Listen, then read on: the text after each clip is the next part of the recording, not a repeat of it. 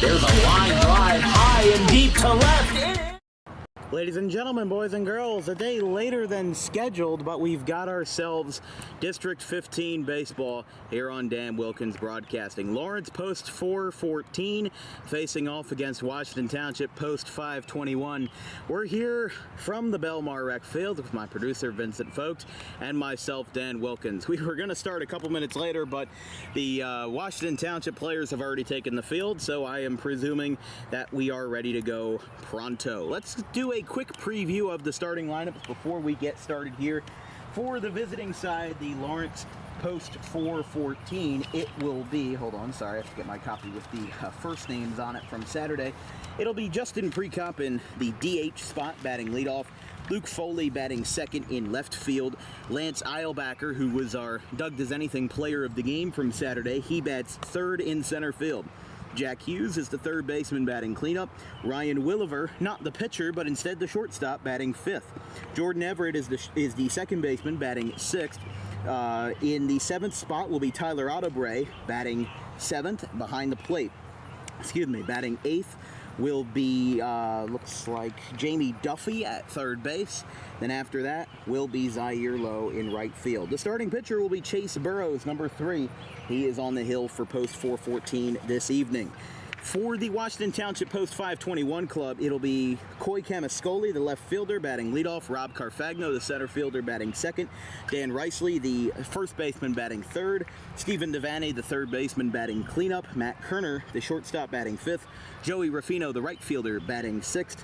Gavin Dillard, the DH, batting seventh. Ryan Nace, the second baseman, batting eighth. And then John Wallace, the catcher, rounding out the order. Pete Dempster is the starting pitcher for WT this evening.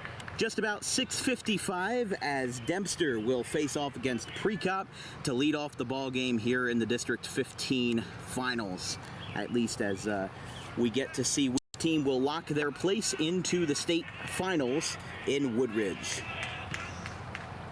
First pitch to Prekop is high and away, and we are underway from Belmar. If you're just tuning in, welcome. It's Washington Township and Lawrence just getting squared away here at the Belmar Rec facilities. That's a breaking ball that misses inside, 2-0. Rather quickly to Prekop.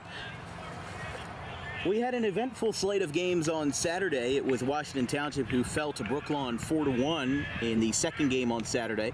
That one misses out, 3-0. And then an eventful game in the first half of the Twin Bill. Lawrence beat North Hamilton and the Hybos 7-6 after a 5-run first inning that North Hamilton chipped away at for the longest time, but couldn't get themselves in the mood to succeed by the end of the game.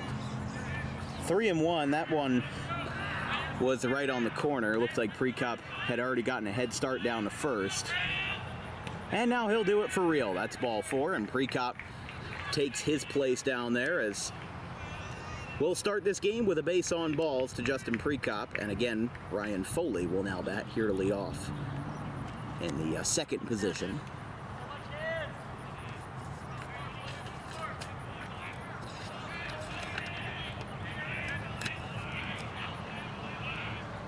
A bunt out in front of the mound. Devaney charges to it. Throw to first is not in time. A speedy bunt single from Foley, and Lawrence is in business to lead off the ball game with a walk and an infield bunt single. Puts Washington Township in trouble early. It seems like this is a common theme with the Lawrence Ball Club. They've got themselves in a habit of getting the ball rolling early. No pun intended, of course. You know, getting the runs, getting the hits, really stringing together a great rally before the other team even has a chance. So Dempster, first pitch inside, well inside to the third man in the order, Eilbacher. Again, he was our player of the game for the first set of 2 in Saturday's games. And as we said, this game was supposed to be yesterday at 1 o'clock, but then rain wiped it out. I got a text at like 7:30 in the morning from Bill Gore, and the organizer of this tournament, and was basically, no way we're playing. It was a washout yesterday. Wasn't even that bad of rain, it was just steady. So the fields got soaked, and luckily it's a lot better actually on a nice Monday evening with a swing and a miss to Eilbacher. On deck will be Hughes, the first baseman for Lawrence post 414.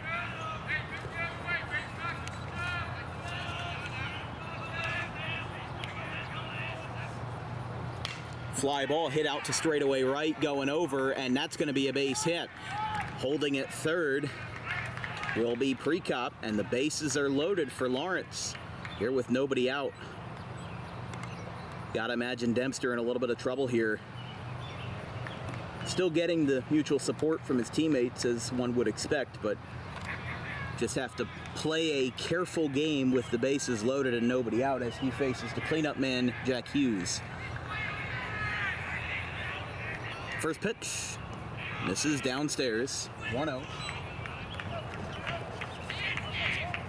It's a humid evening here in Belmar, but not nearly as humid as it was the last couple of days, and also not as humid because it's 7 o'clock and not 2 p.m. in the baking sun like it also was on Saturday. Currently, the game time temperature 88 degrees with wind blowing west at 6 miles per hour, around 50% humidity, and the real feel being 90 degrees. Actually, it doesn't really feel like 90, feels more like 85 or something, but that also just could be sweat or something like that. There's a line drive, base hit in the center field, coming around third and scoring. A second will come in, and it's 2-0 Lawrence, just like that. Lawrence jumping the gun early here as they have scored 2 runs and all 4 batters have reached base and then some, with a walk, an infield bunt single, another base hit to right, and now a 3rd single in a row by Lawrence as they continue to string together some hits here for the number 5 man in the order, that being Ryan Williver, the shortstop. There's a strike. As we said, it was a topsy-turvy game for Lawrence versus North Hamilton on Saturday. It was a 5-0 lead in the first inning, and Lawrence was up 6-1 after 2, but North Hamilton slowly chipped away at that lead, and it was 6-5, and it looked like, you know, things were going to go in the favor of North Hamilton, but Lawrence put on the brakes, and they hunkered down and were able to secure the win at that point, so... That one misses. Now, of course, the funny thing is that if you're looking at the top left of your screen, I made the Lawrence colors a brownish gold kind of background because that's the uniforms that they wore on Saturday, the camouflage uniforms. That's a base hit in the right. That's going to bring home a run. Hustling around third and scoring will be Eilbacher, and it's going to be 3-0 Lawrence. Again, that common trend just keeps showing up, run after run. They have been putting on a shellacking here early. As now their 6th man, Jordan Everett, will bat. But as we were saying, I put up that that color, the brownish gold color, because they had worn the camo uniform Saturday, and now they wear a completely different set today. So I will fix that as the innings go on. But here comes the throw. Oh, they're going to decoy him here a little bit. Now they got to be careful here because they've got a run down, but they've got a runner on third that could break for home. They're going to tag him out there, and the runner at third will hold his position. So Washington Township gets the first out of the ball game in a very unorthodox way with that put out, or with that pickoff. And again, Audebray on deck for Lawrence.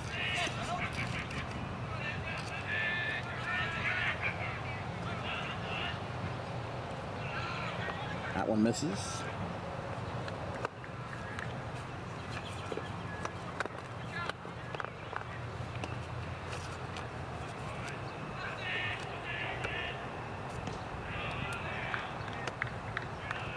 That one will also miss.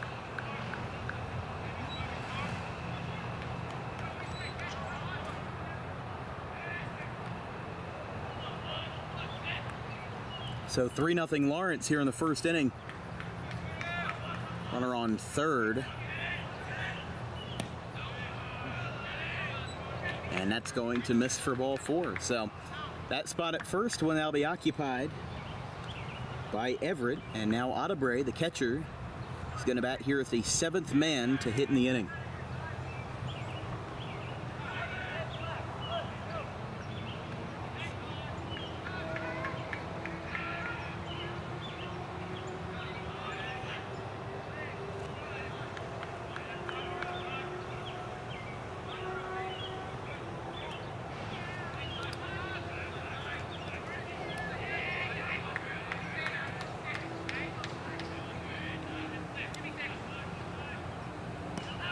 This is downstairs to Adebre. I wouldn't have thought that after, what happened Saturday with the Lawrence Ball Club, I didn't think that there was a chance that they would come close to doing it again, but I mean, seriously, what a efficient team to score at least 3 runs each in the first inning of both of your games this weekend, as there's a strike.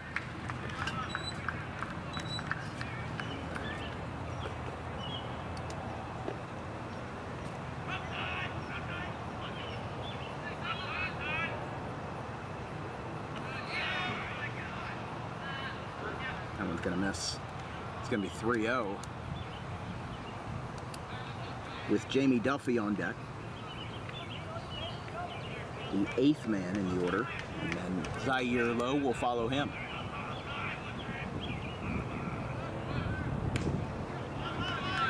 That one's going to be ball 4, and now another walk has been surrendered to load the bases.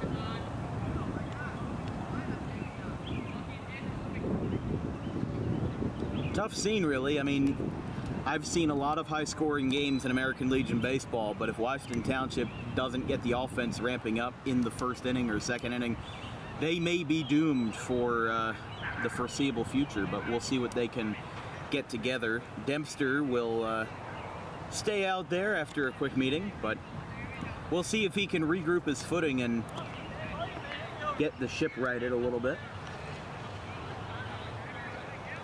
Yeah, a bit of a hazy evening here. I think we've got some more remnants of wildfire smoke coming down from Canada. I know we had it really bad.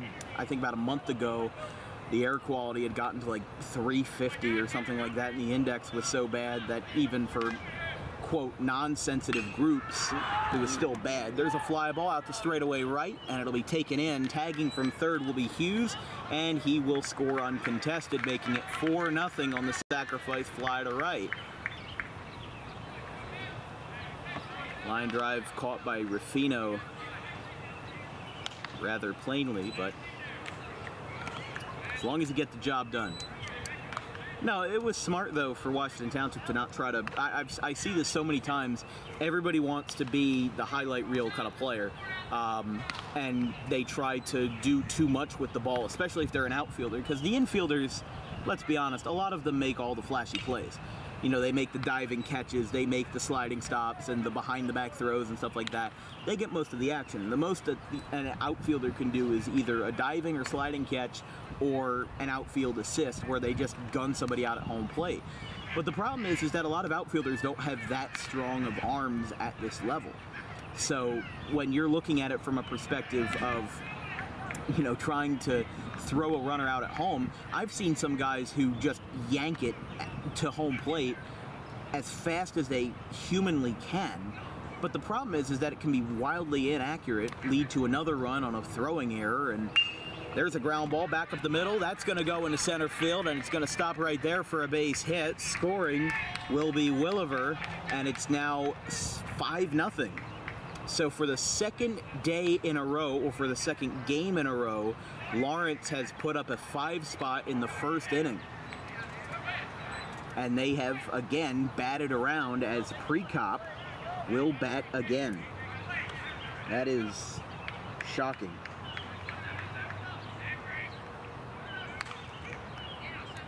Warming up in the pen for Washington Township will be Will Pinder. That's the first pitch misses. He's warming up in the grass there down the third base line. I don't know.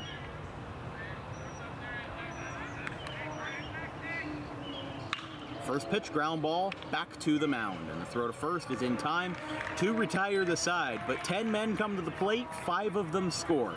Washington Township will now need a strong remedy in the bottom of the first after Lawrence leads 5-0.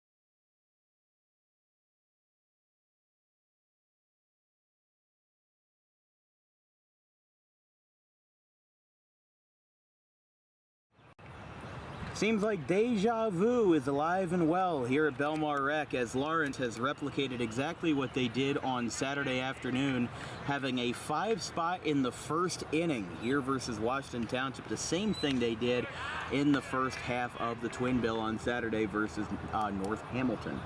First man to hit here will be Camascoli as time is called. So that pitch will not count, but lefty working fast here as the starter being, Chase Burrows here. A lot of these guys from Lawrence come from Notre Dame High School, a couple Lawrence Cardinals here and there, but mostly Notre Dame Irish players, not to be confused with the college team, but Notre Dame prep school up in Central Jersey, up in the Lawrence area, but that one's going to miss to Camascoli. First 3 for Washington Township will be Camascoli, Carfagno of Highland, and then Dan Ricely of Washington Township, as that one misses up and in. 3-2, full count. Burrows working fast, and that'll be a foul ball there. Yeah, usually, I mean, you see this a lot where when a batter calls time and the pitcher is just starting to get his delivery going, usually what happens is that the pitcher just kind of throws the ball anyway, just like that. There you go. Example writes itself. But no, the thing is that if the pitcher stops his delivery mid-motion, it can cause a lot of issues where the pitcher could, hurt his arm by stopping mid-motion. So it's just best to throw the ball even if it won't count. Just a pitch. That one is a ripped ball foul over towards the two fellows that are warming up. So I apologize. Will Pinder, I don't think he is warming up to pitch. I believe that instead Gavin Dillard, the DH, is out there and he is warming up in that bullpen area, as that one is strike 3. So a hard-fought at-bat ends in a strikeout for Camascoli as Robert Carfagno will now bat. I've seen Carfagno play a couple times. He's a very agile center fielder. Ball can really jump off the bat, and he's quick too. So I think he's kind of undervalued as a number 2 hitter in the order. But he goes to Highland Regional, part of the Tartans Ball Club down in Blackwood. But what's important is that we've seen him play in a DWB feature versus Timber Creek back on April 17th, and also in the BFA Sports Coaches versus Cancer Classic down in Linwood. On the 21st, we did a game between Highland and Mainland, which eventually went on to go to the Group 3 state final in a larger upset there. I mean, Billy Kern is a great coach down in Mainland, down in the Atlantic City area, but a lot of upsets in high school ball, at least. Seneca, the number 8 seed, beat Haddon Heights to go to the Group 2 final. I'm trying to think of who else. I mean, Haddon Township was a decent upset in Group 1 as the 11th seed. I think Eastern as well in Group 4, South Jersey. I mean, I don't know too much about Central or North Jersey teams, which is why we're trying to expand into that market starting in 2024. We've got a couple of games lined up, I think, with Newark East Side, a couple, Hamilton West maybe. I mean, I'm just kind of talking out of my head here. Those aren't 100% confirmed, but there are a couple schools up in North Jersey that are interested in a game, and some of them I won't name because I'm not sure what the whole situation is, but you know, it's always nice to expand into new markets, and the best thing about covering sports in New Jersey is that you can cover all corners of the state within a 2.5-hour drive. Speaking of the ball jumping off the bat, that's a liner to center field, and it's going to go to the wall. Carfagno is going to trot into second base with a 1-out double. Getting it done, that's what I said. I mean, he's not exactly a home run hitter, but this is also a pitcher's park. You're not going to see many home runs if your name isn't Nick Spaventa, who's a commit to the University of Penn. But yeah, Carfagno really, he's just got a great launch angle on it and barrels up the ball. And here's Dan Riceley of Washington Township, Stephen Devaney of Pittman on deck. But a lot of these guys, you know, that play for American Legion teams, they're comprised of different high schools from around the area. And time will be called. You know, like some Pittman guys, a lot of Washington Township guys like Riceley, and then there's some guys like Carfagno who come from Highland. You've got Matt Kerner, who went to Bishop Eustace, but is now currently a student at Penn State. But he's not actually on the Penn State baseball team. He's just a student there. Gavin Diller, Joey Ruffino, more Washington Township guys. Same with Kyle Crozier. That one we will miss. And you see it too when we cover games for the Tri-County League. You see a lot of times the players, some of them go to college, some of them go to high school. It's a real nice conglomerate, if you will. And there's a strike. Mostly, you know, 17 and 19-year-old guys. I like it a lot more than the travel ball clubs that we see popping up and these tournaments that cost like, you know, $1,000 to play in. It's bad for the kids, but I don't want to get myself in too hot of water. But, you know, it's a matter of if your team name has elite or diamond or select in, I mean, I've said it before, but, Riceley with a bad swing and a miss, but that could have actually helped Carfagno. And the throw down to first will be in time. I don't know if that was intentional, but that was kind of smart baseball as Riceley goes down on strikes for the second out. But if you think about it, the fact that he swung so badly and the catcher missed the ball, if the catcher picks up that ball cleanly, I think Carfagno's out at third base. You know, go for the lead runner, if you will. Devaney, first pitch foul. So, whether intentional or not, smart play. Honestly, the best possible outcome you can have with a strikeout is helping your teammate advance at the same time. That one's down and in the dirt.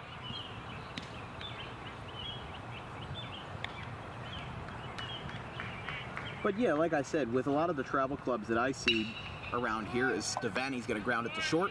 Throw to first is a nice stretch at first in time as Hughes really goes for the Olympic split to make the play. Washington Township leaves Carfagno on third, and after one, the score holds the same, 5-0 Lawrence. We'll be right back.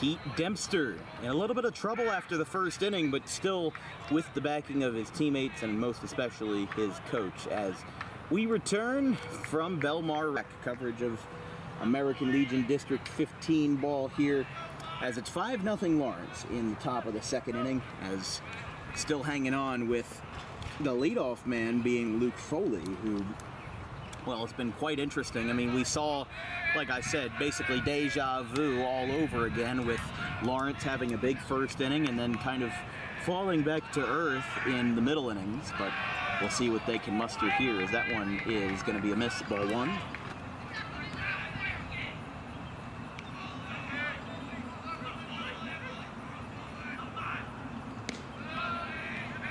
That one misses.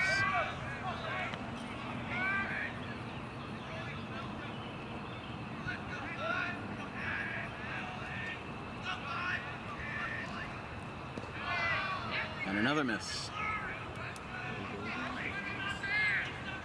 I mean, Lawrence is no stranger to walks. They've got great plate discipline, and that's one of the things that I commend them the most for, at least in this one and what we saw on Saturday as well. They drew a grand total of, if I look at the scorebook, 1, 2, 3, 4, 5 walks in the 10 men that came to the plate in the first inning. So these guys, I mean, there's number 6 right there.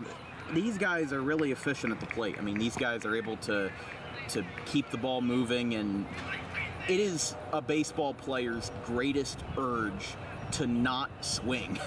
So the fact that they're able to do that and get on base. Anthony Korma coming out now. He's going to talk to Pete Dempster, and I believe he is going to be relieved. So Gavin Dillard is going to go from DH to the mound. So after just one inning, Pete Dempster is out, and he will take a walk back to the dugout and kind of yelling into his glove a little bit. Obviously not happy with the progress of how he has helped his team, or for lack thereof, here in the first inning. But we'll see what Gavin Dillard can do, whether he can eat some innings and get some progress done on the mound for Washington Township. We'll take a quick break with a Parolee's printing pitching change. Gavin Dillard in for Pete Dempster. We'll be right back.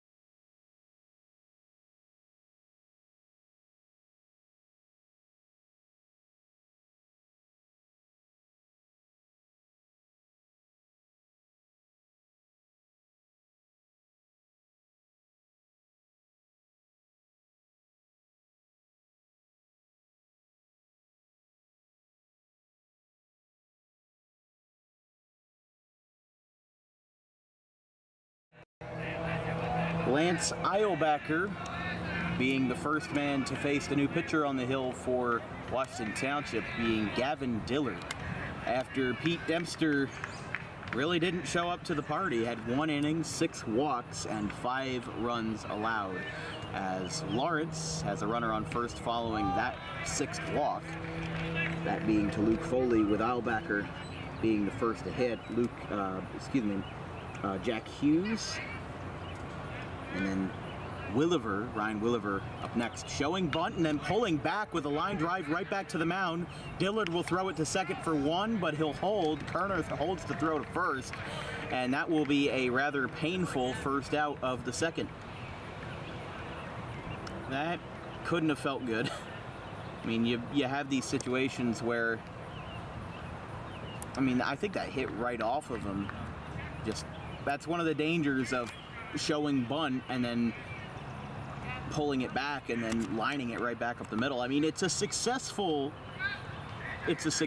distraction, but it's also a hazardous one. So, kind of handle with care, if you will. Proceed with caution. Whoa, there's a throw down to first from his knees from John Wallace. It ends up going to no avail, but wow. Washington Township putting in some tremendous effort here on the defensive side of the ball to back up their pitcher as Hughes takes a strike. Lights are powered on and the sun setting a little bit on a hazy Monday evening here from Belmar. If you're just joining us, welcome to coverage of Dan Wilkins Broadcasting. American Legion District 15 between Lawrence Post 414 and Washington Township Post 512. Another pickoff move over to first base that is unsuccessful. Folks utilizing the gravel path here behind us and all around this recreational facility. Overall, just a great facility. I had not been here before to cover a game, but except before Saturday, I had not been here to cover a game. And I don't think that any high school actively plays here, but kind of a more multi-purpose, multi-school, kind of miscellaneous field for whoever needs it, really. As that one misses. Full count.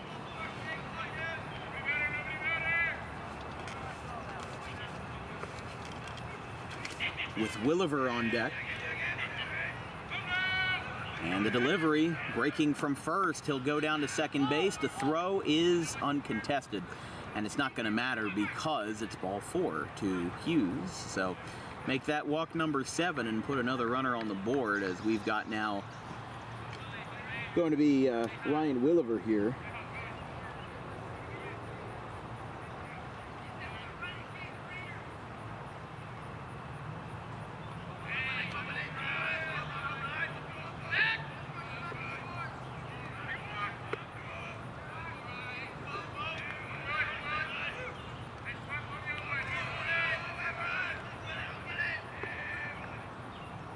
Swing and a miss.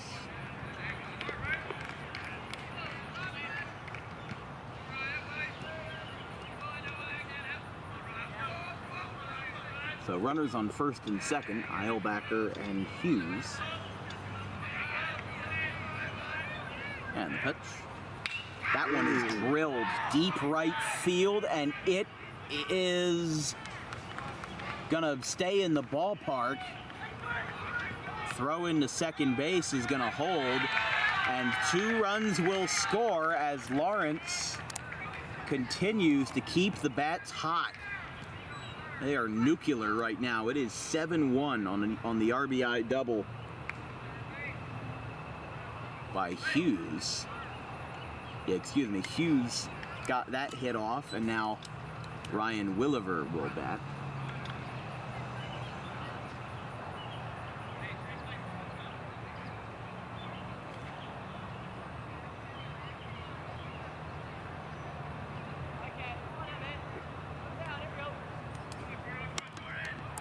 Oh no, excuse me, this is Jordan Everett, so.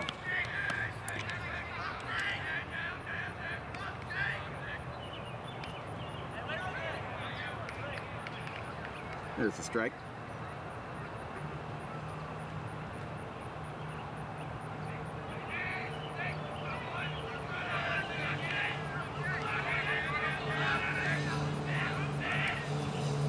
That's a cricket pitch, bounces, going to third. And the throw is going to be late. Could very well turn into a runaway game if Washington Township doesn't put the brakes on and try to heal up the bleeding, because this could get very ugly very fast. That's what happens in these kind of baseball games. You never know what you're going to see. I mean, North Hamilton obviously had an answer versus Lawrence. They just didn't execute it in the right amount of time. I mean, if it was a 9-inning league and we had 2 more innings to play, North Hamilton would have won that game. I think the momentum was entirely on the Highbow side. They just had given up too much in too short of a window for them to really claw back the full amount. That one will miss. Full count to Everett with Tyler Audebray on deck. That one will miss, ball 4, and now runners will be on first and third with presumably nobody out, I don't think. One out, excuse me, sorry. Foley was retired.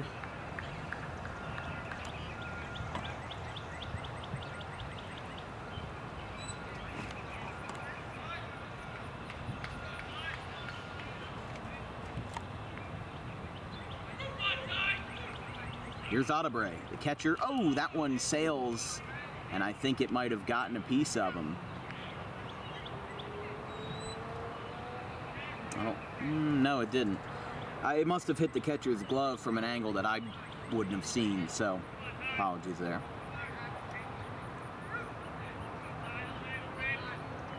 One-0.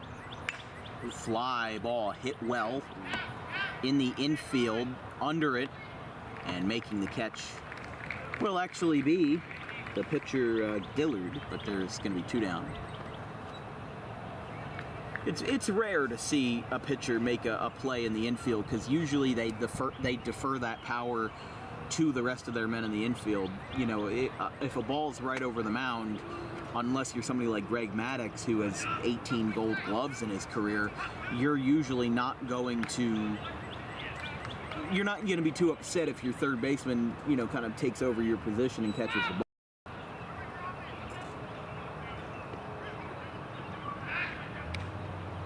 Throw over to first, no cigar.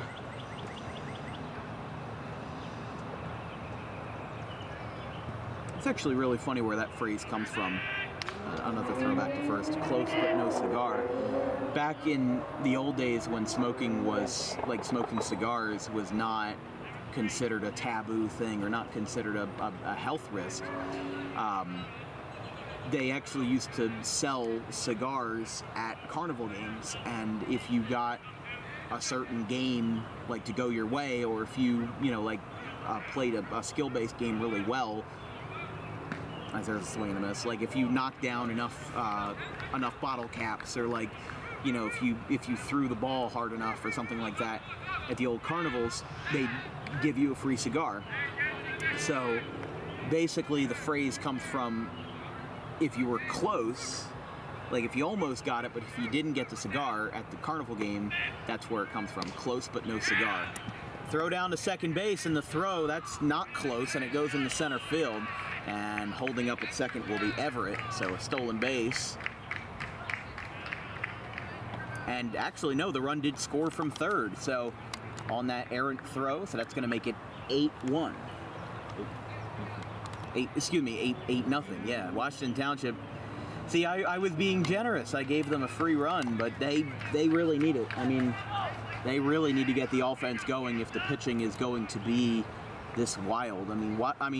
Not for nothing. Lawrence is having a great day in terms of plate discipline, but a lot of the pitches that they're taking aren't really all that close. So they need to step it up on the home side and fix their errors, if you will. Yeah, obviously as cigars went out of fashion and cigarettes became the new American kind of way of life for a lot of smokers, and then as it became more known as like a lung cancer risk and as a health risk, I think that phrase just kind of carried over. That one misses, and it's going to be ball 4. Runners on first and second.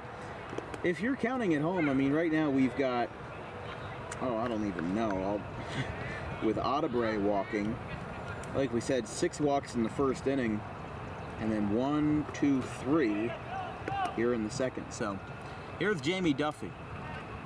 He appeared in relief for Lawrence Saturday. Although it basically was yesterday because these are consecutive games. But that Duffy hits it, but it will stay in shallow center. and it's taken in center field from Robert Carfagno. Side is retired, but Lawrence gets 3 more runs on the board. Washington Township will need to step it up big time. 8-0 after 1.5. We'll be right back.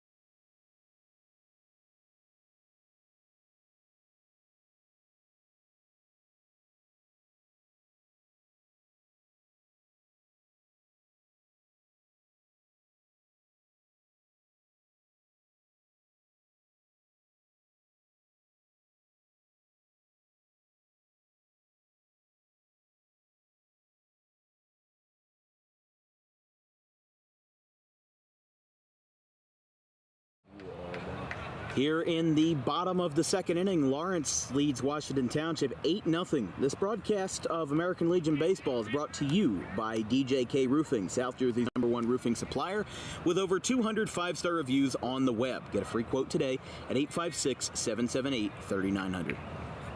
First pitch to Matt Kerner, the Penn State shortstop, is fouled back, although there should be an asterisk next to that because he is a student at Penn State, not an athlete on their baseball team, but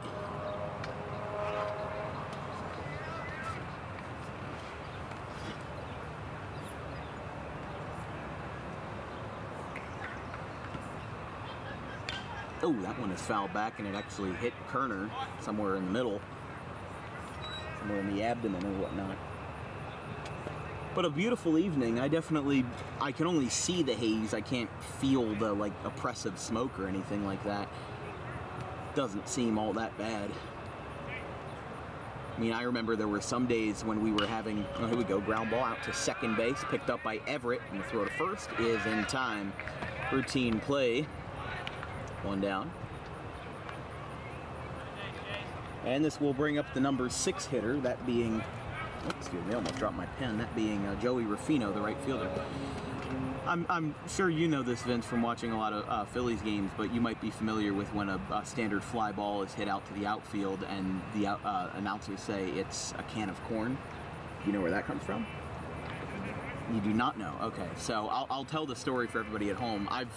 I've said this before a couple of times on a broadcast, but that was an Audubon broadcast, and not everybody that watches TWB watches Audubon. So a can of corn, actually, it originated from Chicago when, back in the early 1900s, when they were making canned, like a whole bunch of diced corn in a can for the first time. The factory workers had to catch the cans of corn in their aprons as it was coming down from the factory belt.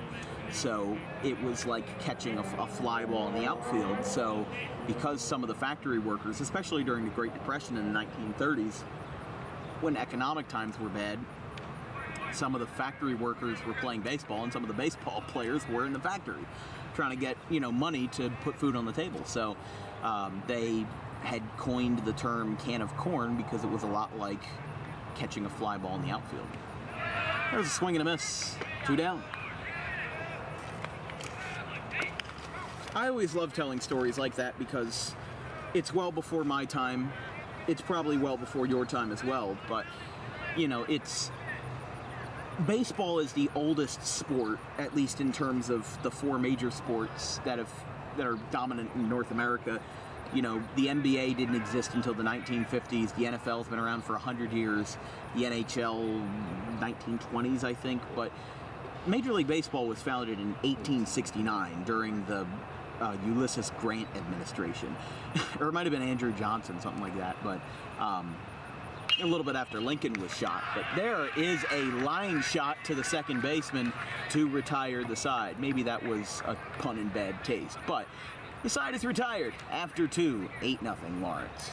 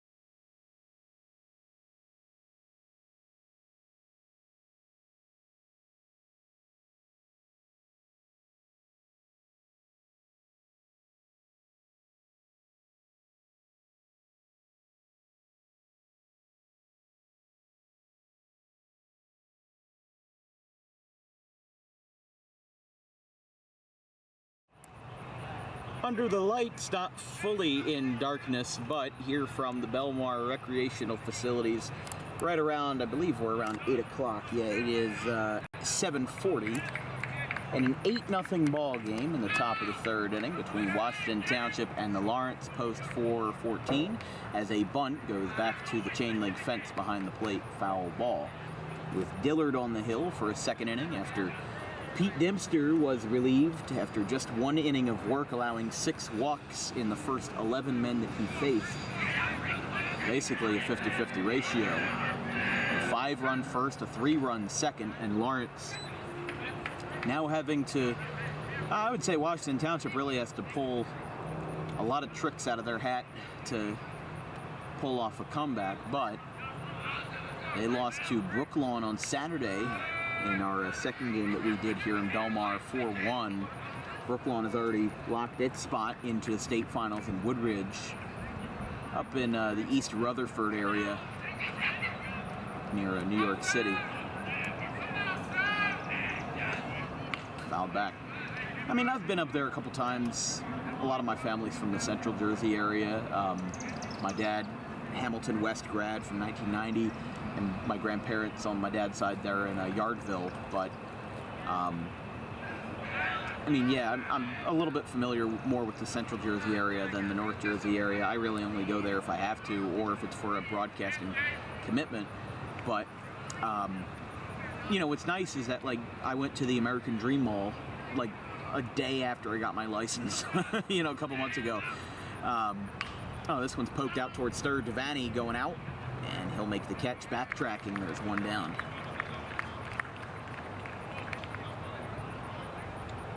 But yeah, I don't know if you've been to the American Dream Mall, but it's up there near the Giants Stadium. You actually can park in the same parking lot as the Giants Stadium, or Giants and Jets, whatever, if it's not in football season, but, or whatever it may be used for, but there's a strike. But what's really interesting is that it's that mall with the Nickelodeon theme park inside, and it is really nice in there, and it's a great tourist attraction. Obviously not a paid promotion or anything like that, but it is more for the higher class kind of people, you know, the people who buy designer clothes, designer handbags, and everything like that. I remember my friend and I, and common producer on DWB, Matt Wagner, he was with us, or he was with me going up to the American Dream Mall, and the first thing he does, after walking around for a little bit, we see like the Mr. Beast burger and everything like that, and he walks towards the Gucci store, and I'm like, what the heck are you doing, man? And after talking a little bit with the salesman at Gucci, he just kind of folds and says, what's the cheapest thing you have? Ended up getting a necklace for his sister. It was like $250, something like that. But that one misses downstairs. 2-2, excuse me. See, I lose track of what I'm doing when I'm talking about the Gucci store. There's a line drive into center field, a base hit, going out to get it. Carfagno, and it's going to be Camascoli who picks it up and holds the runner at first base. So a leadoff base hit off the bat of Zaire Lowe, and we'll go back to the top of the order for a third time with Precop. No, excuse me. Not Precop. Say 27? 17. Oh, 17, excuse me. Oh, so Jason Foley got the base hit, and then who am I kidding? Luke Foley got the base hit, and now it's Eilbacher. Yeah, the contrast was a little bright on the camera, but alas, that's what happens. Runner on first, and nobody out. Still getting started here in the third. That one misses upstairs. Yeah, I mean, the American Dream Mall experience was very interesting. I remember we were in the Balenciaga store, and he sees this really nice handbag, and he asks the lady, how much is that pink handbag? And she says $17.50, and we both look at each other with this like, oh no, like, no, we can't do that, and just turn around and walk out of the store. No, I think the most expensive thing that I bought at the American Dream Mall was a bag of Wetzel's pretzels. That might have been like $8, something like that. Oh no, we had Five Guys for lunch, so they really have everything there. But that again is more for the high class kind of individual that has a lot of disposable income. Let's say. I mean, it is in the crossroads between Philadelphia and New York City. That's kind of a lot of mall culture, is that you don't go there to shop for groceries. You're there to shop for clothes. You're there to shop for, Christmas gifts and stuff like that. But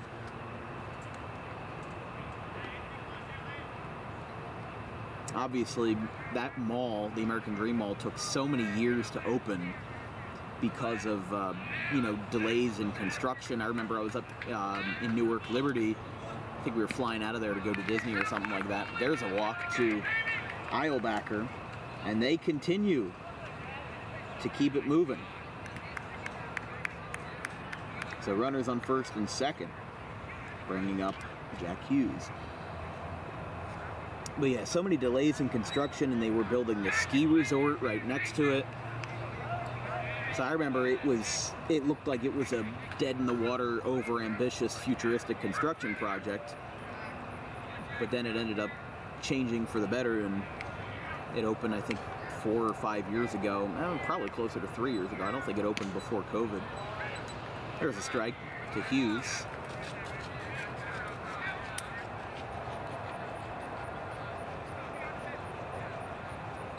So Hughes will be followed by Ryan Williver, and then Jordan Everett. Dillard looks back at second. Kicks and delivers from the stretch. That's a ground ball out to third. Devaney dives, but he can't get it. It goes into left field. Picked up by Camascoli, rounding third and coming for home. That throw is way wide. It bounces off the Washington Township dugout. That throw had no chance, and it's 9-0. As Camascoli gets up a little bit gingerly after making one of those throws. And like I said, it was a good effort, but what was the result? It was a completely wild throw, so that's what happens. But 9-0, Lawrence. Looks like this could very well be a barn burner game, but Washington Township still has the firepower. They've just got to capitalize on it, that's all. And then you might be good. But again, that's all very subjective. Dillard delivers. And that's going to be a hit by pitch to load the bases. So Hughes with the single, and then Williver with the hit by pitch, bringing up Jordan Everett, who is batting for the third time. Walked his first time, but was out on a pickoff move and doubled. Excuse me, no, that was Williver. Jordan Everett, though, did walk his first 2 times. I believe that was a strike.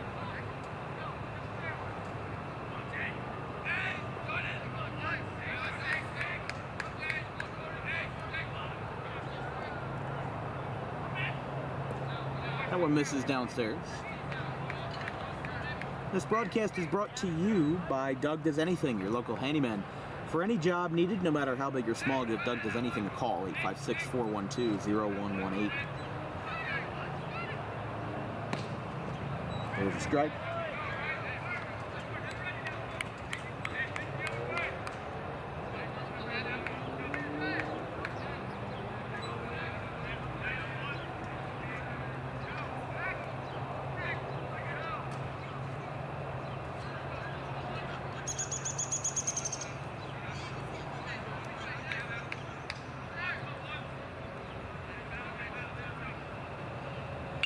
Fly ball hit well deep to left, and it is going to be over the head of Camascoli.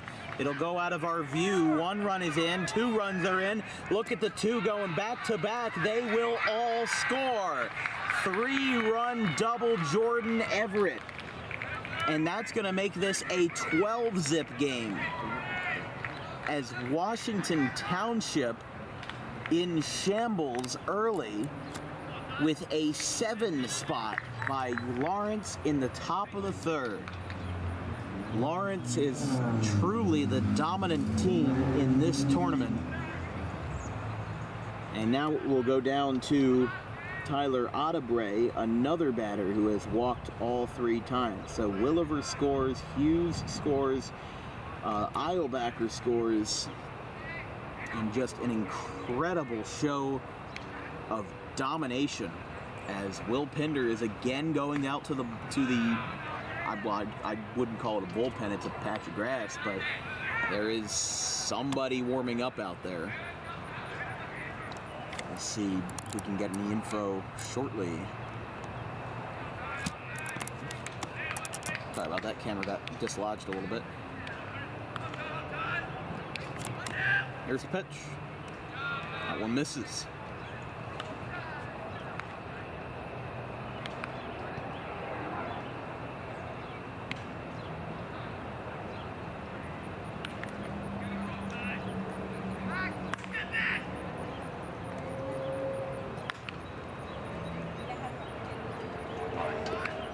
Nothing Lawrence here in the top of the 3rd. Jordan Everett on second base.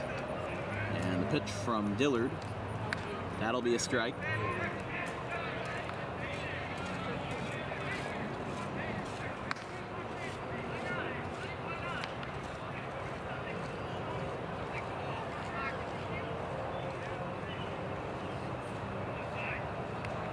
So I think Will Pinder is just warming up in the bullpen now as a pitcher, so yeah, because the other fella's got a catcher's mask on, so definitely Will Pinder getting ready to relieve Dillard if needed. With Ottebre up, Jamie Duffy on deck. He's the only man in the order who has gotten out both times he has appeared. Got a sacrifice fly in the first and flew out to center to end the 2nd inning. I mean, this scorecard's getting pretty messy over here. At least 5 men have come up to the plate in every inning so far, but I've seen this a couple times before, as that one's going to be strike 3. Dillard with his first strikeout, and in fact the first strikeout of any batter for Lawrence this afternoon. So that'll be the first out. And yes, the first out after 7 runs.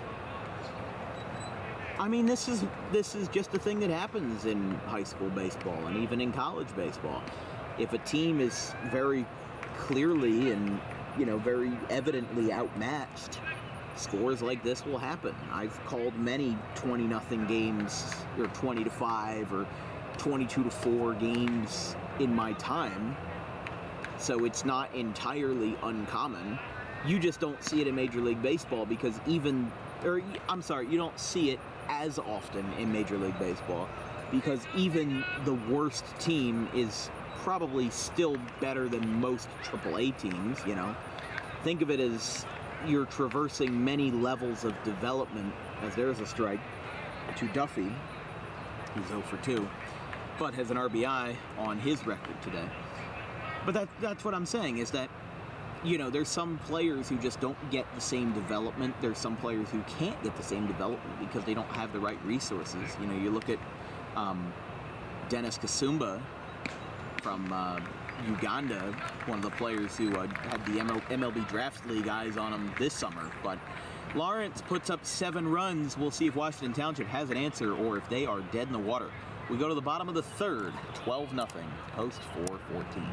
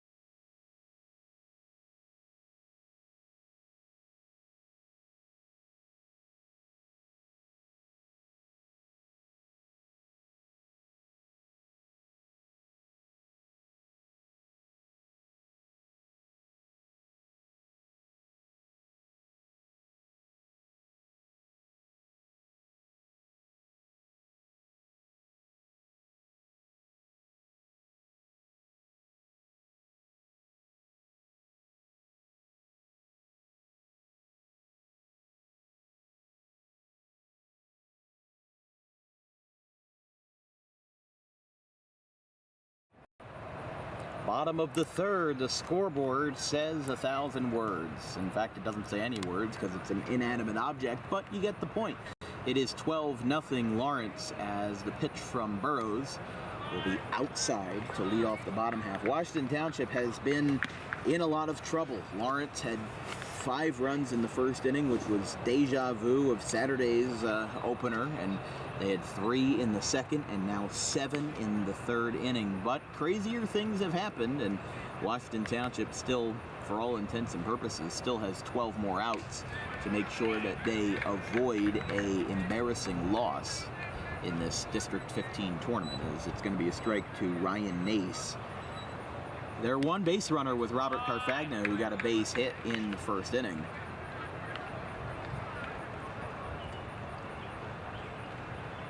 Was it a base hit or was it a walk? I can't remember. First inning for Carfagna. It might have been a walk, yeah. That should be right.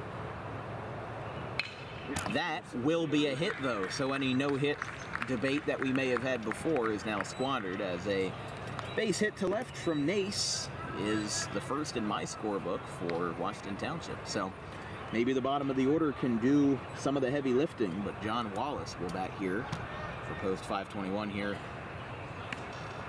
in the bottom of the 3rd. You're watching coverage of Lawrence and Washington Township American Legion District 15 play on Dan Wilkins Broadcasting. If you have any questions or comments about today's broadcast, drop me a line at thedanwilkinsshow@gmail.com. Again, that's thedanwilkinsshow@gmail.com. You can also find it in the description of this video. We're looking for sponsors for the fall season. Packages start at $150. We also accept donations on our Venmo at DW Broadcasting.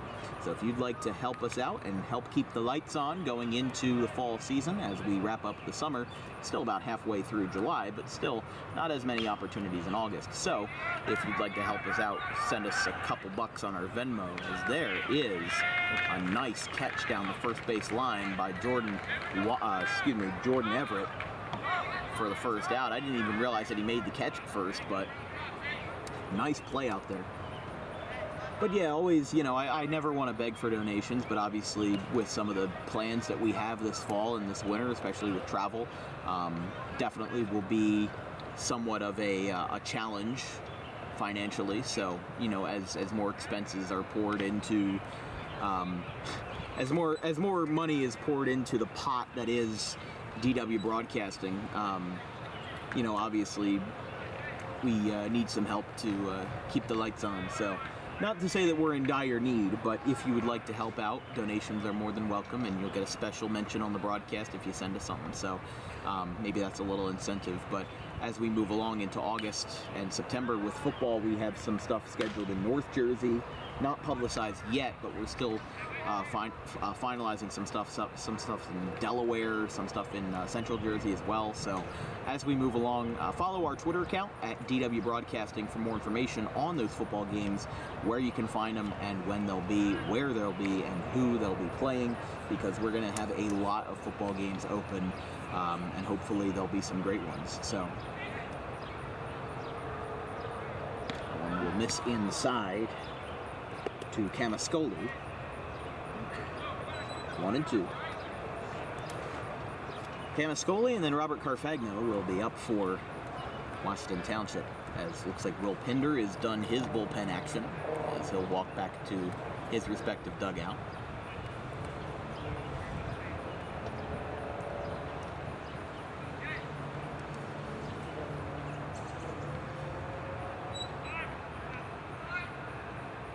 Time is called. Camascoli's done that a couple times, and it's at least the third time that a Washington Township batter has prematurely called off a Burroughs pitch. But I mean, Burroughs works extremely fast. He's kind of like Mike Clevenger a little bit. He just works so fast. That a lot of times the batters just aren't ready if they're working at a slower pace. You just look. He's already set. He's already looking down the catcher. He already gets the sign. Boom. Set. Leg kick, go. I mean, you can't get much better than that. Fly ball out to left, going back, and that ball is caught out there in left by Foley, and that'll be 2 down. So right in front of us there. Nice catch out there over the shoulder by Foley, and that'll be 2 down for Carfagno, who got to third base following a walk. A couple of stolen bases and a little bit of good fortune, but again, did not score, neither did anybody else on the Washington Township club so far. Throw over to first, nothing going there. Speaking of football, don't forget that DWB opens its football schedule on Friday, August 25th versus the Cherry Hill East Mustangs and the Cherry Hill East Cougars and the Triton Mustangs from Triton Regional High School. 6 o'clock start time. Make sure you check that out on DW Broadcasting as we wrap up the summer, and we'll start the high school football season in the last week of August. Hopefully that'll be a fun one between two teams in transition in the West Jersey West Jersey Football League, WJFL, as there's a line drive into center field for a base hit. Oh, look at this, going over to third. The throw down will be not in time. So a productive base hit by Carfagno moves the runner over to third, and center fielder Robbie there getting some nice production on the offensive side of the ball to move the runners over, and for Washington Township to be 90 feet away from breaking the stalemate on the scoreboard, from driving home the goose egg. So Nace advances to third. Carfagno on first. 2 on, 2 out. swing and a miss or swing and a foul tip rather by Riceley. It's 0-1.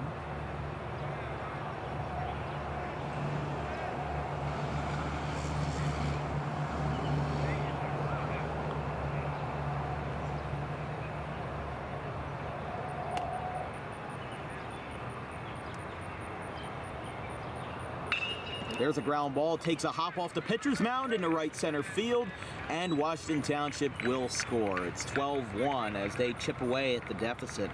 First run allowed by Chase Burrows here with the RBI single off the bat of Dan Riceley, getting the lefty-lefty action to work. That'll make it 12-1, making a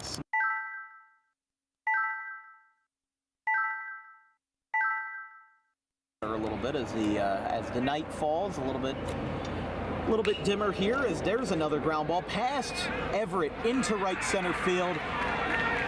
Oh no, he made the play and the side is retired. I apologize, I lost track of the baseball there. But Washington Township does get the first run home. They still trail by a plenty. It's 12-1.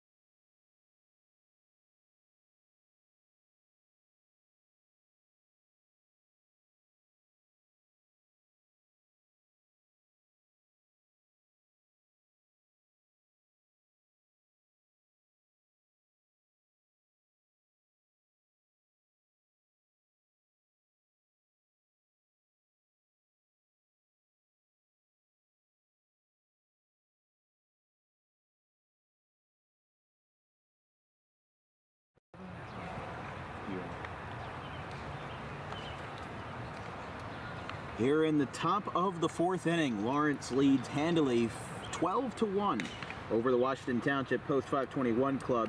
Today's time for let's restart that. It's time for DWB Trivia Time. Today's question is, how many cities have teams in all 4 major sports leagues? This will require some math and basic geography knowledge. And by the way, this is including North American sports leagues. This just is MLB, NFL, NBA, and NHL. I'm not including MLS because I don't think that's a major sports league. Not enough people watch that. But regardless, is it A, 15, B, 7, C, 11, or D, 20? So think of the big cities, think of the moderately large cities, and think of any team that you can think of with 4. I'll give you one, Philadelphia. Phillies, Eagles, Sixers, and Flyers. Can't get much better than that. So if you can think of the others, we'll let you know of the answer in the bottom of the 4th inning. So we'll come back here as it's a 12-1 game in favor of Lawrence Post 414. They have been absolutely knocking the cover off the ball. Just absolutely been ripping it.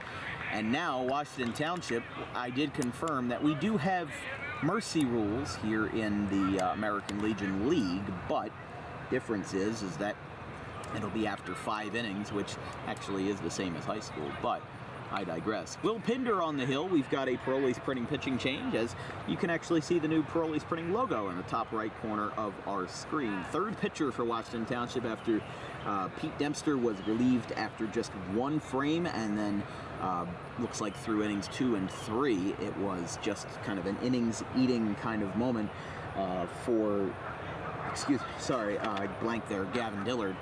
As that one will miss. But this broadcast is brought to you by Parolee's Printing and Bantles, Banners, Signs, and Apparel, a true one-stop shop for all your print and promotional needs with a 5-star Google rating. Over 50 years in business, handling any ink-on-paper project, as well as banners, signs, apparel, and promotional merchandise. As there's a fly ball out to left for the first out, or out to right, rather, caught by Ruffino.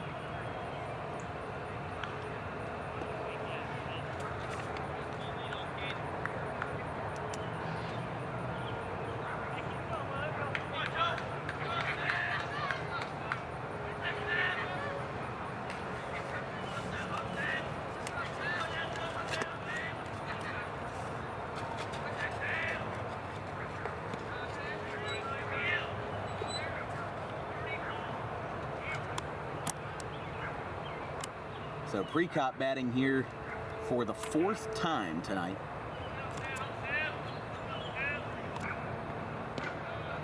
There's a strike. Precop and then Foley batting for Lawrence. By the way, on Saturday during the first game, we hit our 1,000th subscriber milestone. Obviously, for somebody who works in such a niche market to such a niche audience of basically serving just 3 or 4 counties here in New Jersey, and also serving, you know, very specific sporting events, and being less of a broad, overreaching YouTube channel. Really, thank you everyone from the bottom of my heart for supporting us over the last couple of years. Our first proper broadcast was in September of 2021, and my first unofficial broadcast was on Facebook with an Apple iPhone and a pair of earbuds back in 2018. But we've come a long way since then. We've made a lot of investments in our equipment, and a lot of investments in who we work with, and investments in also our producers and our managers and everything like that. You know, everybody who works with us basically as everyone is volunteers to make these broadcasts happen, even if we're not in the green right now. Things obviously can change as the years go on. So, you know, everybody who's ever worked with DWB deserves a very special thank you, and we will have a special tribute video coming out in the next couple of weeks as I get to my video editing program and do like a best of kind of montage. But again, for everybody, whether you were our first subscriber or the 1,000th, we really appreciate it. So Wallace couldn't find the ball for a little bit there, but after the walk to Precop, Foley batting here with a runner on first and 1 down here in the top of the 4th inning.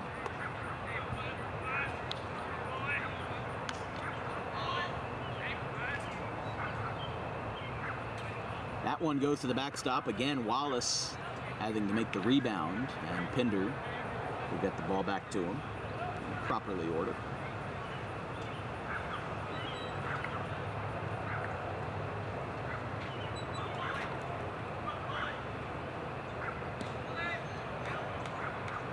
That one's a ball. Yeah, don't forget we'll be covering the Tri-County Baseball League playoffs. And right now, this is actually looking like the stretch of summer where we will not have rain for several days in a row. Tuesday, Wednesday, Thursday are all looking good. Friday looks like a bad chance, a 70% chance of rain. And then Saturday, Sunday, Monday, they look all good. Tuesday and Wednesday, of course, look like washouts as well. But it was very frustrating in the months of June and July when it seemed like every other day was just an absolute downpour, which I understand you get a lot in the summer months. But there is a line drive base hit in the center field. Carfagna picks it up. And a base hit off the bat of Foley. So keeping it moving here.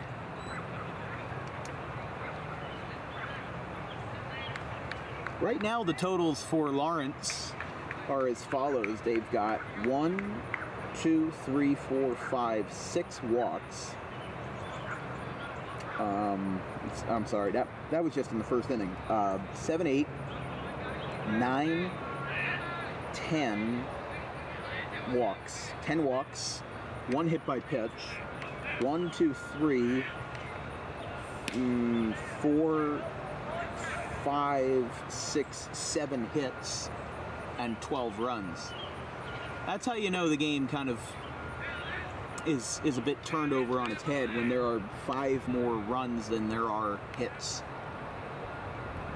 That one goes to the backstop. Everybody's going to move up, and that'll move everybody up. So both runners advance, and now it's going to be second and third here.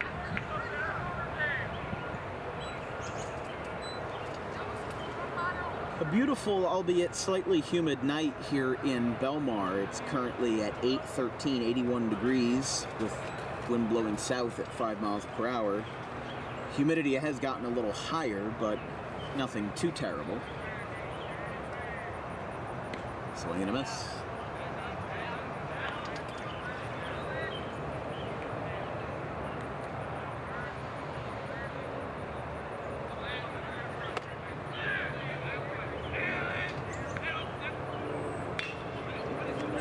Ground ball in the center field. That's going to be a base hit. Scoring is Prekop coming around Foley, and he will score. It is 14-1.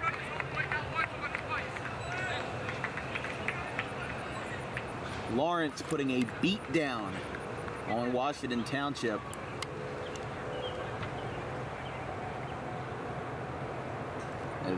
Wow. How crazy has this game been? It's not even like the walks aren't even the problem. They haven't walked in any runs. The problem is just pure domination. Foul back.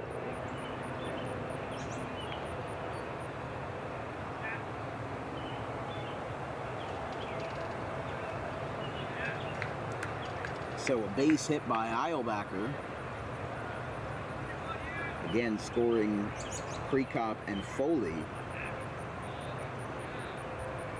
The 8th hit of the day. That one skips away. I don't know if it's something with the humidity or with the sweat that, goes on the pitcher's hands. I know, like, for example, if I'm bowling, you have those cooling devices that come out of the ball return that help cool your hands. Because if you're touching the bowling ball when your hands are sweaty, it's going to go all over the place. You can't locate it. So if a baseball has your sweat on it, it's going to make it harder to control, especially if it slips out of your hands. Now, I remember earlier this year, Max Scherzer got suspended for 10 games because of the controversy of the sticky stuff, as they call it, basically where he had made the case that what was on his hands was not a foreign substance. It was a combination of sweat and rosin, which makes sense, fair enough. But what the problem really was that the umpires had told Scherzer, and he had said this publicly in an interview, he had said that he needed to wash his hands with rubbing alcohol. So he did that. But rubbing alcohol, combined with the sweat and the rosin on your skin, made the ball even stickier. So it was kind of like they were trying to throw him out of the game. Which, kind of ridiculous if you ask me, but with Hughes now walking, bringing up Williver, runners on first and second here for Lawrence. But the important thing is that when you're looking at something like that, a situation like that where, like, the first pitcher I think that got ejected was New Jersey's own Hector Santiago, and then Caleb Smith was ejected a couple days later, James Karinchak, same thing. It's a matter of, here we go, ground ball, liner off of corner, throw to first, or rather Nace makes the play, and there is 2 down. I think now that Lawrence has such a domineering lead, I think now the scoring may slow down a little bit, or maybe it won't and I'm completely wrong, but Washington Township seems like they have no urgency to to warm up any new pitchers. I mean, I don't know if they can. Steven Devaney can certainly pitch. I don't know if he's eligible or if he's, possible to do that. Gavin Dillard's already done. Could go with Kyle Crozier or something like that. There's a ground ball out to Kerner. Throw to first is in time. Whoa, he got spiked at first base, and that one's gonna hurt. I mean, he came down there. I think he's all right, but that one seemed like it hurt because he twirled off the bag in a hurry. Lawrence gets 2 more runs. They can't stop the barrage. It's 14-1. We'll go to break.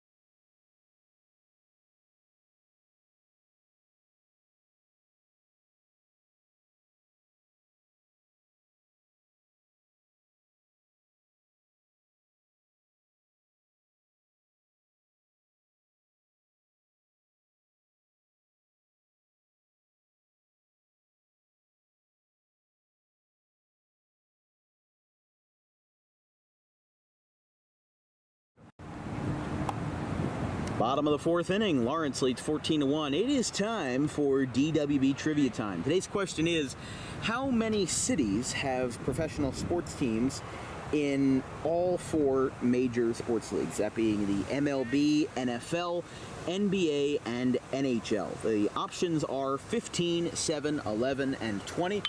As there's a ground ball. Wow, diving stop. Throw to first is in time. 1 down. Nice play at third. How about that? Lawrence is fired up. That was a nice play for the first out. But Vince's answer is 11, and I believe that you'd be correct. You can reveal the answer there. Did you get it? I think so. It doesn't show up on the broadcast just yet on my end, but yeah, 11. So we'll go back to the main board here as... you're on a good streak, man. Keeping it rolling. But 11 cities have teams in all 4 sports leagues. If you think about it, since it is a 14-1 game, we do have time to delve into this realm. Boston is 1. Red Sox, Patriots, technically that counts. Here's a ground ball out to third. Throw to first. Oh, did he drop it? Did he get it? I don't know. I don't see any signal. He's walking back towards the bag. I don't know if he knows. No, safe. No, he is safe. Okay. I don't think there was any signal from anybody on that call, so I don't know.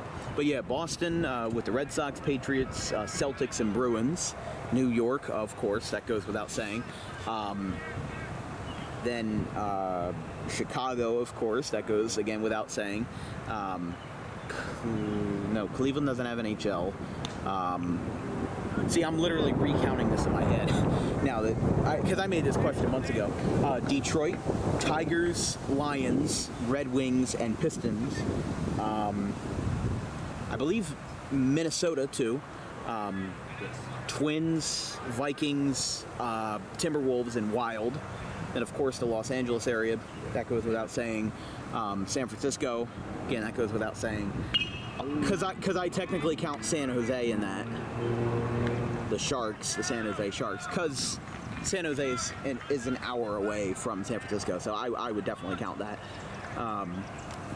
After that, though, I believe that's 6. Now I've got to think Dallas, Rangers, Cowboys, Mavericks, and Stars. and you could also count Miami, yeah.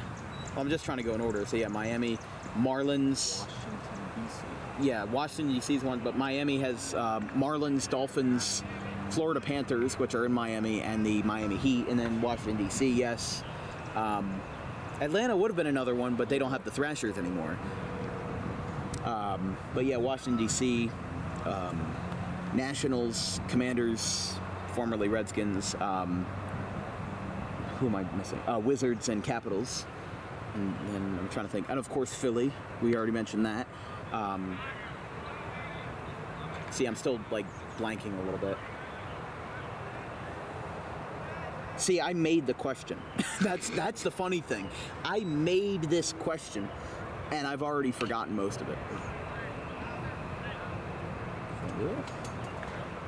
No, St. Louis not anymore because of the Rams. They moved to L.A.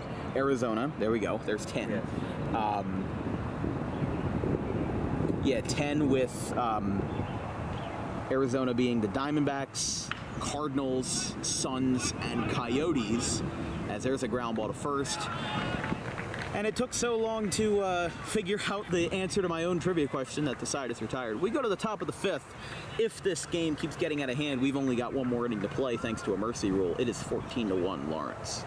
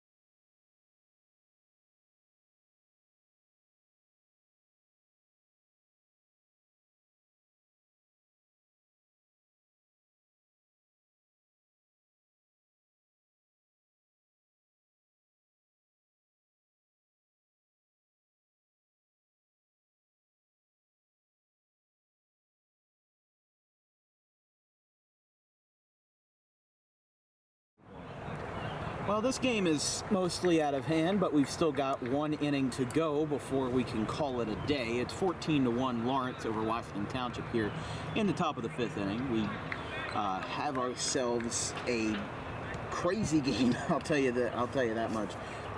Washington Township scored one run in the bottom half of the third inning, but couldn't get anything else across.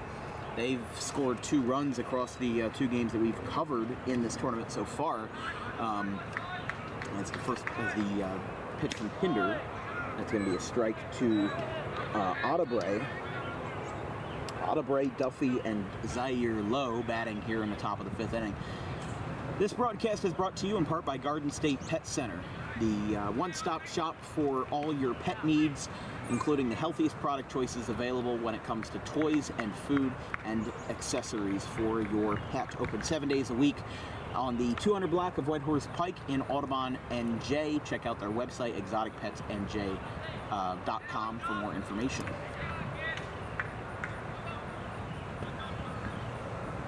Williams up and in. And of course, folks, when the game comes to a close, stay tuned for the post-game interview presented by Doug Does Anything, the local handyman. For any job needed, no matter how big or small, give Doug Does Anything a call, 856-412-0118. I don't know how many times I have to read a script before I can actually memorize the ad and memorize the phone number, too. That is like my biggest achievement. The fact that I can memorize all those phone numbers from our sponsors. Fly ball. And it's foul. Didn't even know where it went. I just pointed out to center field. I thought it went there. But Pinder struck out Audebray to start the inning. Oh, that's a drop third strike, and catcher tags him out, 2 down. This would be the first inning that Lawrence didn't score if Lowe is retired here. Again, they scored 5 runs in the first inning, scored 3 in the second, 7 in the third, 2 in the fourth, and right now a goose egg in the fifth, but I don't know if you need to with a 13-run lead. Don't know if you need to rub it in a little more.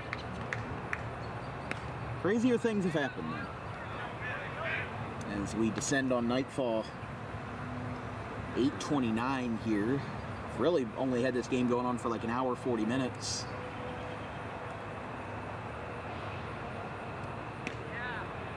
There's a strike.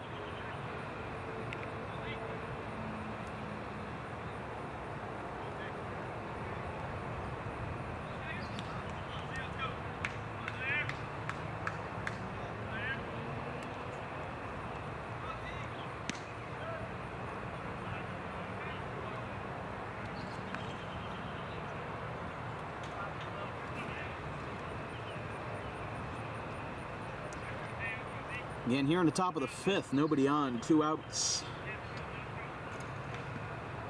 Pinder probably having the best inning that he's had all night.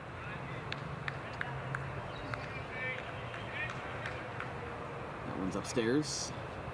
Too low. If the inning continues, Justin Precop, he's been up 4 times. As there's a fly ball deep to left, and a nice play out and left by Camascoli. He got it in to retire the side, and even if it doesn't mean a whole lot in the end, still a nice individual achievement there from the left fielder. We go to the bottom of the fifth. Crunch time for Washington Township, 14-1 in favor of Lawrence.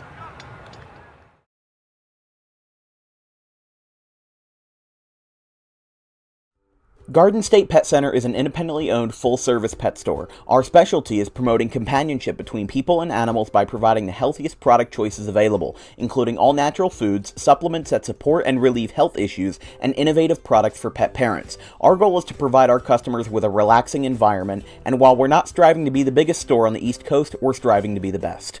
No other pet store will make you feel at home like we do. At Garden State Pet Center, we view pets as members of the family. We don't believe in fast, high-pressure sales, but instead matching up the right pet with the right owners, as you are making a lifelong commitment. Together with our team members, we would like your visit to our store to be both enjoyable and educational. Simply drop in and take a look around. View the birds, reptiles, small animals, toys, food, cages, and miscellaneous items. Learn of the services we have to offer and decide for yourself if this is the store you'd like to call your home away from home. Victor Santucci, owner of Garden State Pet Center. Visit us today at 226 South Whitehorse Pike in Audubon, New Jersey. We're open 7 days a week for all of your pets' needs.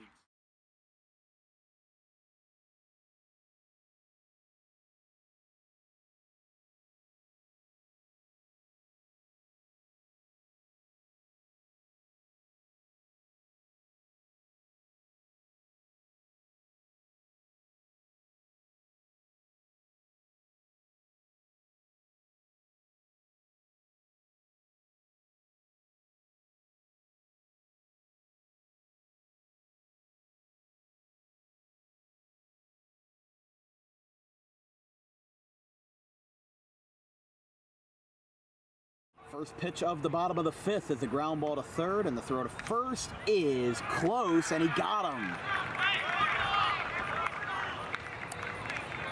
That was very, very close, but Lawrence gets the edge, and there's one down.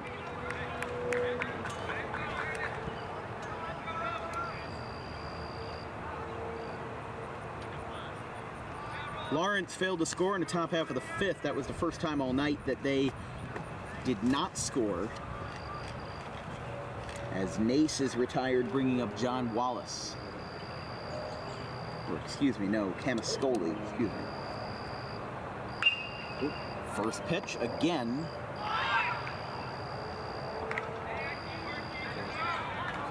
Yeah, that one was caught out there.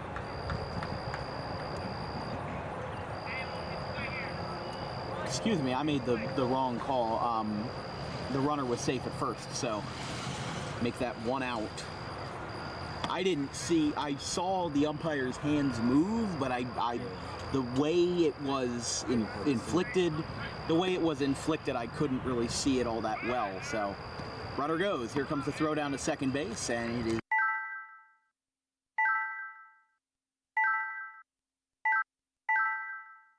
I'll be a little better there. A little bit better. We usually turn up the shutter speed for night games, but sometimes it does get a little too dark. Now the runner's going down to third, and he gets in there on defensive indifference. So Wallace steals second and third. So he had the infield single, and now he's all the way at third, but it's kind of like a move of desperation, and Washington Township wants to do that. That's going to be a foul ball out towards the right field side. No, I understand though. I completely understand why. Because you're down by 13 runs. If you get 3 runs home, or I'm sorry, if you get 4 runs home, you make it 14-5. You save the game. You move the inning on, or you move the progress of the game on another inning. As that'll be a swing and a foul tip, it looks like. But if you're able to get those 4 runs home and hold Lawrence, you can kind of give yourself, a free one-up, an extra life.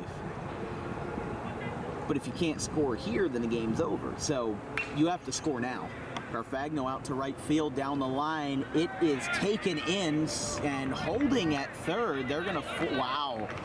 I was very surprised. I thought Wallace was going to try to break for home, but after that, that brings us to the last call of the ball game. So Washington Township down to their last out in what has been mostly a one-sided affair, with Lawrence being the dominant side all night, with Dan Riceley being the last chance, for now at least. Stephen Devaney would be on deck if the ball game holds on. But here is a ground ball to first, and the ball game is over. Lawrence locks in their spot to Woodridge in the American Legion District 15 tournament here with a dominant win over Washington Township, 14-1.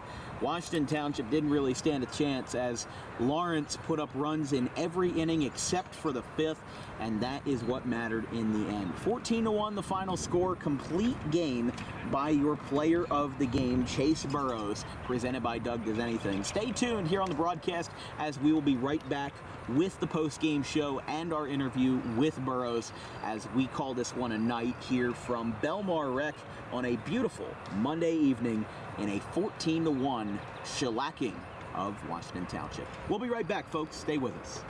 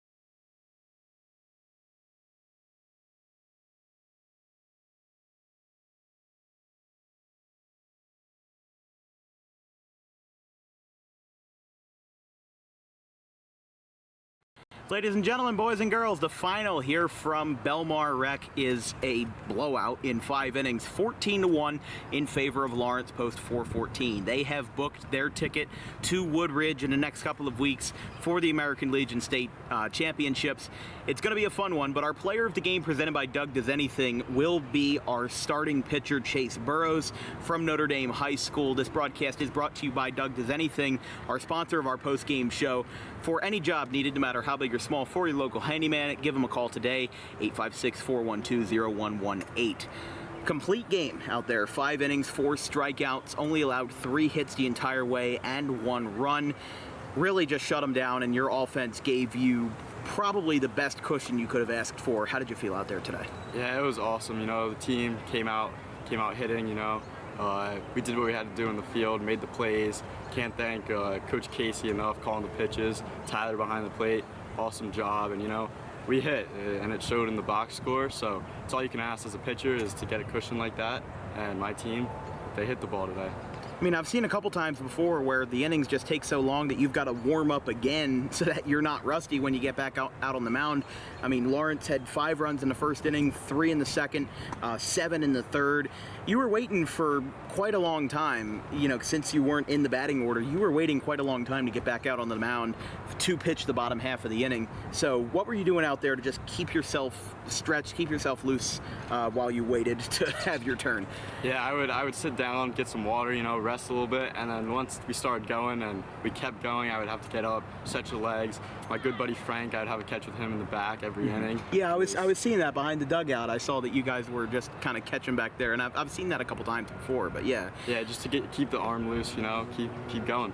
It's always a good thing when your team has such a good offensive day and you have a good day on the mound that it basically is a blowout, but at the same time, it was because everything worked right. The pitching was good and the hitting was good, and it made for a good score in the end. With the 4 strikeouts and the 3 hits allowed, seemed like the only time that you were having trouble was the 3rd inning. You had the runner on 3rd and the runners on the corners with Carfagno and Ryan Nace, but then you got out of it. So what did you do to manage out there?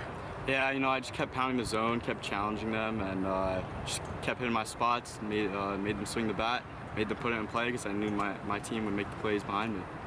And that's a great thing when you have the confidence in your defense. I was talking to Lance Eilbacher on Saturday, and one of the things that he noted was that you guys have a lot of confidence. You guys have the willpower. You guys aren't hesitant. You guys aren't lagging behind. You guys are 100% in it to win it, and you have the almost egotistical kind of confidence that really helps your team be so dominant, especially in this tournament.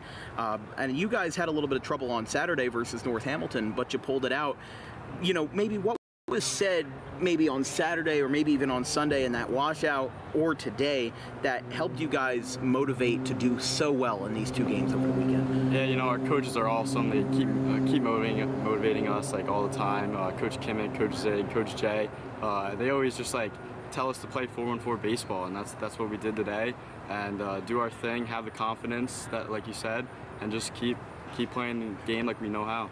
And now that you guys have punched your ticket to Woodridge for the next couple of weekends for the state championship, how do you and your team feel going forward? You know, it's awesome to take a trip up there, you know, with the best teams in the state. You know, we're feeling great, feeling confident, feeling a good game here to keep our energy up, and we're looking forward to it. Well, that's great to hear.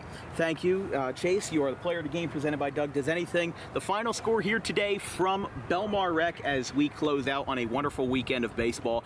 Lawrence Post 414, 14 runs, ironically enough, and Washington Township 1. From everybody here at Dan Wilkins Broadcasting, everybody including our graphics crew, Gavin Van Rel and Caleb Lane, my producer, Vincent Vogt, and myself, Dan Wilkins, we'll see you either on Wednesday or Thursday for Tri-County Baseball League playoff coverage. Check out our Twitter on DW Broadcasting for more information on where we'll be, when we'll be there, and who we'll be covering. From everybody again, good night, everybody. Enjoy the weekend, or enjoy the rest of the week since it is Monday, but have a great one, everybody. Good night, and we'll see you Wednesday.